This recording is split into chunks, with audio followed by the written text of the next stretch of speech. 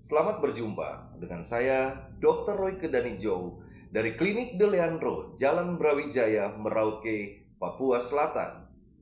Saya ingin beredukasi dengan materi hipertensi.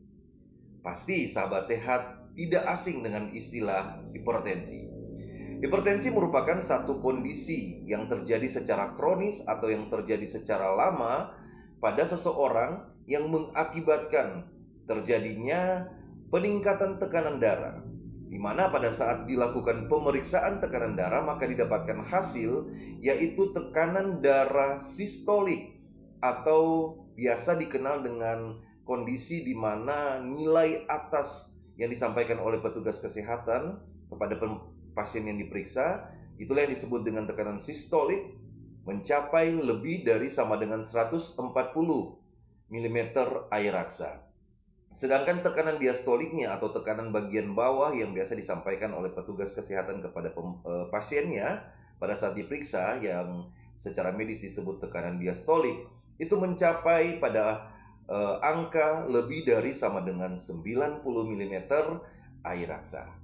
Ya, jadi tekanan darah yang masuk pada kategori hipertensi adalah lebih dari sama dengan 140 per 90 mm air raksa.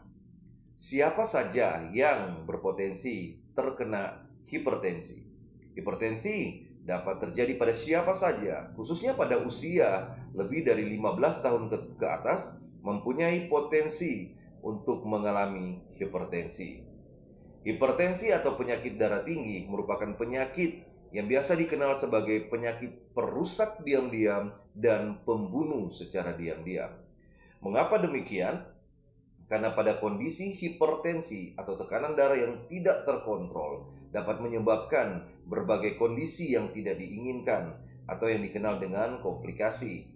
Dapat menyebabkan gangguan pada jantung, dapat menyebabkan gangguan pada pembuluh darah, termasuk pada pembuluh darah otak, dapat menyebabkan gangguan pada ginjal, dapat juga menyebabkan gangguan pada mata.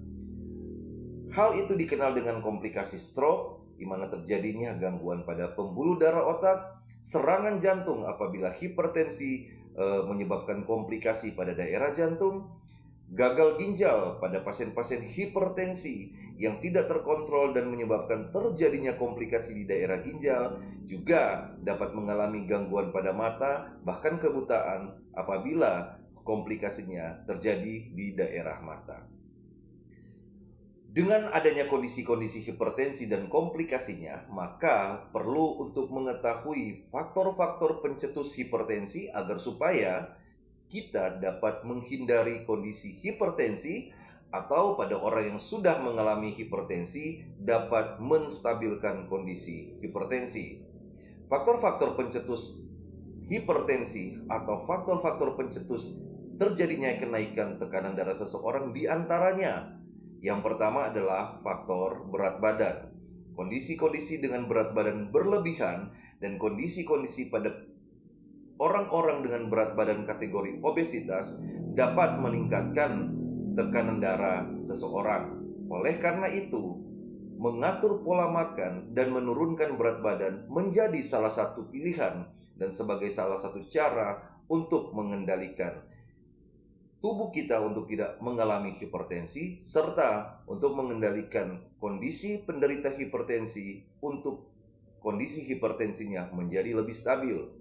Faktor-faktor pencetus lainnya diantaranya merokok, alkohol, kehidupan yang stres yang tidak bisa dikelola dengan baik. Oleh karena itu, pada kondisi orang-orang dengan kebiasaan merokok, minum alkohol, dengan stres yang tinggi, maka dianjurkan untuk menghindari hal itu. Pada orang-orang dengan kondisi stres yang tinggi, dianjurkan untuk mempunyai cara untuk melakukan pengelolaan stres. Di samping itu juga dianjurkan untuk melakukan olahraga secara berkala atau melakukan aktivitas fisik secara berkala. Olahraga atau aktivitas fisik yang dianjurkan tidak haruslah olahraga atau aktivitas fisik yang terlalu berat atau yang memerlukan tambahan biaya.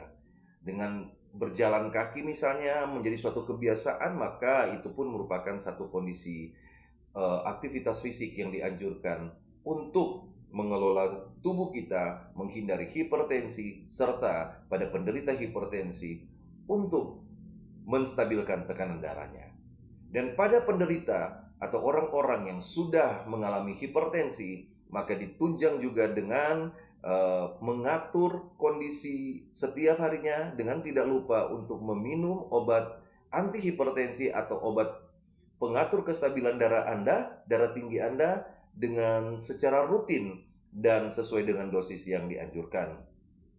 Faktor konsumsi makanan pun tidak kalah pentingnya untuk diperhatikan, baik pada orang-orang yang belum mengalami hipertensi, juga pada mereka yang sudah mengalami hipertensi. Perlu untuk mengurangi kebiasaan mengkonsumsi makanan-makanan yang tinggi gula, baik yang merupakan gula langsung atau gula tersembunyi yang ada di dalam makanan.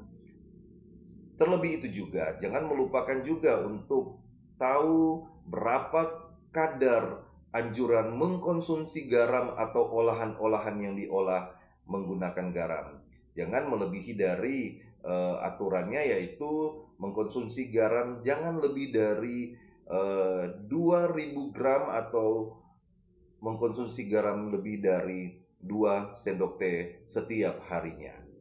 Kemudian jangan juga melupakan untuk kebiasaan mengkonsumsi makanan-makanan berlemak, karena dengan kenaikannya lemak darah yang tinggi dapat memicu kondisi hipertensi pada seseorang. Hipertensi merupakan penyakit yang dikenal sebagai penyakit pembunuh secara tiba-tiba. Oleh karena itu, mari galakan upaya hidup sehat menghindari hipertensi mulai dari sekarang. Semoga bermanfaat. Bersama dengan saya, Dr. Roy Kedanijo dari Klinik De Leandro Brawijaya, Merauke,